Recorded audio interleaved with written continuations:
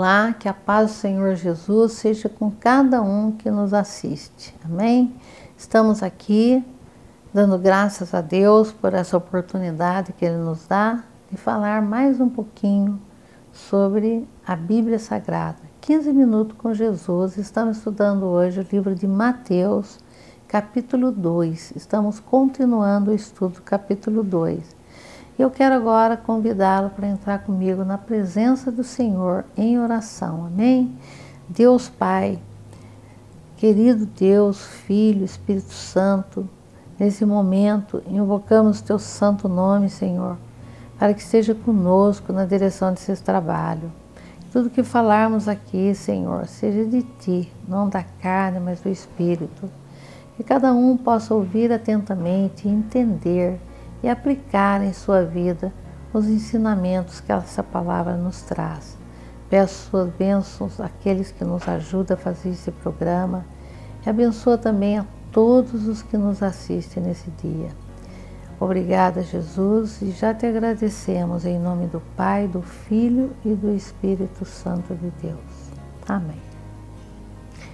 Então, continuando o nosso estudo, Evangelho de Mateus, capítulo 2, que nós estamos falando da visita dos reis magos a Jesus, né? O que nos ensina coisas muito importantes e, como já mencionamos no programa anterior, o cumprimento da palavra, a salvação para todos os povos e a identidade de Jesus como Deus Todo-Poderoso, sacerdote, profeta, entre outros títulos que ele recebe. Amém?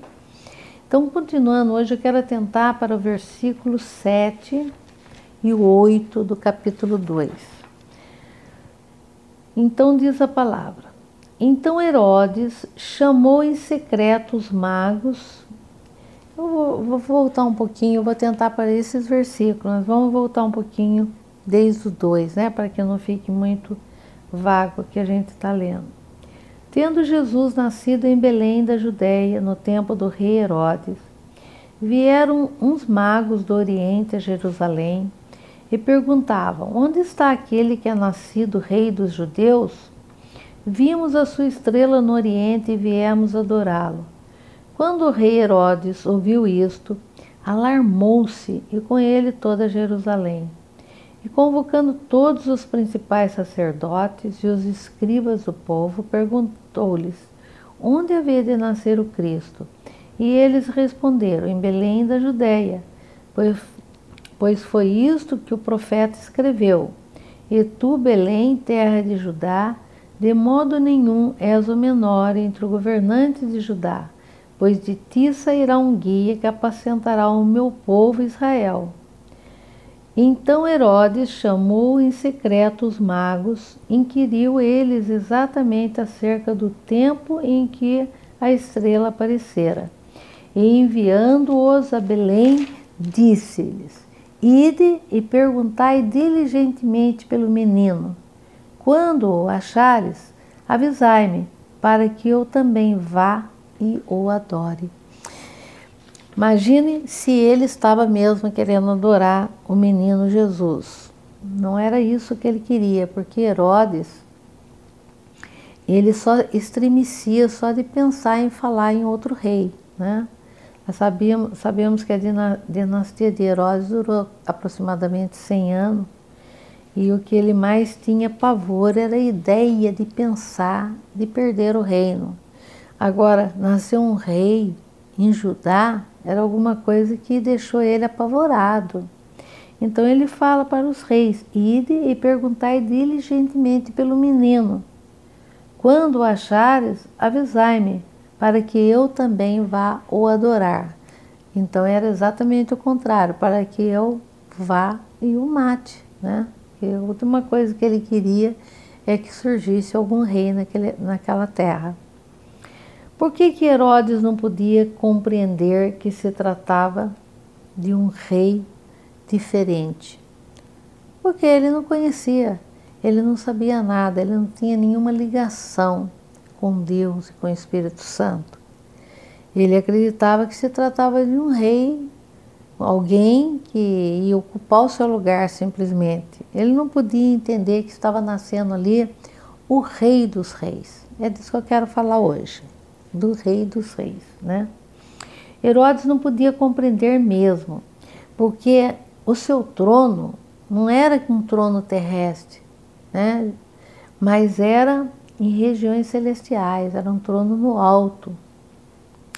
Era o reino de Deus, ele é abrangente a todos os povos, a todas as nações, a todo o universo, né? O trono de Deus está em lugar altíssimo. O trono de Deus não está na terra, ele está em lugar altíssimo, né? Em Êxodo, capítulo 15, versículo 18, diz: o Senhor reinará eterna e perpetuamente. Então ele é o Rei dos Reis. Nunca houve e nunca haverá um rei que possa reinar sobre Deus, porque ele é o Rei dos Reis, né? Então ele é eterno. Em 2 Crônica, capítulo 20, versículo 6, diz assim: ó Senhor Deus de nossos pais, não és tu Deus no céu? Tu dominas sobre todos os reinos dos povos. Na tua mão há força e poder, e não há quem te possa resistir. Amém? Por isso o povo de Deus, ele só se curva diante de Deus. Porque não existe outro. Existem muitos homens aqui na terra que se fazem como Deus. Existem muitos reis que exigem que as pessoas se curvem diante dele. Mas nós não podemos nos prostrar, não podemos adorar, não podemos nos curvar diante de nenhum outro Deus, porque só há um Deus. Esse Deus que se assenta no trono em lugares altos, o Rei de todos os reis. É a Ele, somente a Ele, que nós devemos dar toda a honra e toda a glória. Amém? Em 1 de Timóteo 1,17 diz assim: ora, ao Rei eterno, imortal, invisível, ao único Deus, seja toda a honra e toda a glória para todos sempre. Então existe um só Deus, um Deus imortal, um Deus invisível, mas real. Um Deus que você não pode ver, mas que você sente. Porque Ele é muito presente na nossa vida. Por que esse Deus é muito presente na nossa vida? Porque Ele é onipresente, Ele é onisciente, Ele é onipotente. Amém? Mas como pode acontecer, como pode funcionar esses atributos? Ora, hoje nós temos, pelo menos eu que tenho mais idade, a evolução tecnológica é assustadora, né? De acordo com o que eu já vi e o que eu vejo hoje. Para os jovenzinhos, parece que essas coisas toda a vida já existiu, né? Um celular, um computador, parece que isso faz parte da vida dele, do cotidiano. Mas nós mais velhos, nós assustamos com a evolução tecnológica. Ela se faz muito rápida, muito rápida. Então, se você perguntar o que tem por vir daqui 10 anos, 20 anos, eu só digo para você que vai ser muito mais assustador, né? Não sei o que vai acontecer, mas vai ser mais assustador. Hoje eu posso simplesmente sentar ali no computador, acessar uma amiga minha que mora na França, parentes meus que moram no Chile. É só um toque ali, eu já entro em contato com eles, né? Eu preciso me conectar com eles com uma coisa tão simples, é um toque. Você acha que para falar com Deus seria mais difícil que isso? Ele disse assim: clama a mim e eu te ouvirei. Você não precisa de um computador, você só precisa clamar. Clama a mim e eu te ouvirei. E Ele entrará imediatamente em contato conosco quando nós clamamos por Ele. Ele não perde o controle. Nós somos criaturas de Deus. Quem ia criar alguma coisa sem deixar um ponto de conexão entre ele e a sua criatura? Você não faria isso, não é verdade? Você não ia criar alguma coisa sem estabelecer um ponto de contato entre você e aquilo que você criou. Então Deus tem um ponto de contato. Onde que está esse ponto de contato? Eu não tenho dúvida que é na mente, né? Cientistas já fizeram estudos da mente e eles detectaram parte da mente que ninguém sabe a função. Mas eu vi numa pesquisa feita por vários estudiosos do cérebro e ateus que não acreditavam em Deus, mas o que estava presidindo a reunião, quando foi interpelado por um dos cientistas, e esse logo, para que serve? Ele falou assim, eu não sei. Ninguém sabe até hoje, mas muitos dizem e acreditam que este é o ponto de conexão entre Deus e o homem. Então veja se eu hoje posso, através de um computador, acessar imediatamente uma pessoa que está online, né? Nós temos que estar online com Deus, senão fica difícil de acessar. Nós precisamos estar em espírito com Deus. Na carne nós não conseguimos, viu? É preciso a gente estar em espírito. Mas se aquela pessoa está online, eu entro em contato com ela, porque eu tenho uma relação com ela. Se você não tiver relação com a pessoa, você não consegue entrar em contato com ela. A mesma coisa Deus. Se você não tiver relação com Deus, você não entra em contato com Ele. Você precisa aprender a se relacionar com Deus. Começar a orar, começar a falar com Deus. Aí quando você convida Deus, eu quero ser seu amigo, quero ser seu filho.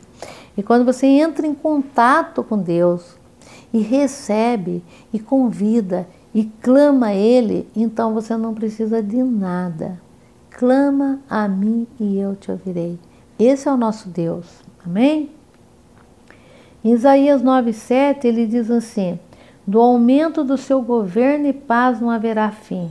Reinará sobre o trono de Davi e sobre o seu reino, para estabelecer e fortificar em retidão e justiça desde agora e para sempre. O zelo do Senhor dos Exércitos fará isso, oh glória! Esse é o nosso Deus, um governo de paz, um governo de segurança, um reinado que não terá fim. A palavra diz para nós atentarmos para as coisas que os olhos não veem, porque tudo que o olho vê é passageiro. Todos os reinados da terra são passageiros, todos os governos passam. A gente vê aí um político, eminência, famoso na televisão toda hora, daqui a pouco nem se fala mais nele. Ele desaparece. Se nós vamos no nosso próprio estado tentar lembrar agora quem foi o governador anterior a este, talvez a gente lembre, mas se a gente for no anterior àquele, a gente já fica em dúvida, já não está lembrando quem foi, já passou. O governo de Deus não passa, ele é eterno. Nunca vai passar. Tudo pode passar, menos a palavra de Deus. Jeremias 23:5 diz, vem dias, diz o Senhor, em que levantarei a Davi um renovo justo, um rei que reinará e prosperará e praticará o juízo e a justiça da terra. Então, Jesus é chamado filho de Davi, é da casa de Davi. Jesus é esse rei justo que Deus prometeu. Em Daniel 7,14, foi-lhe dado todo o domínio, a honra e o reino. Todos os povos, nações e línguas o adorarão. O seu domínio é um domínio eterno e não passará, e o seu reino, o único que não será destruído. Todos os reinos passarão, todos os reinos serão destruídos. O reino de Deus é eterno. Ele nunca vai passar.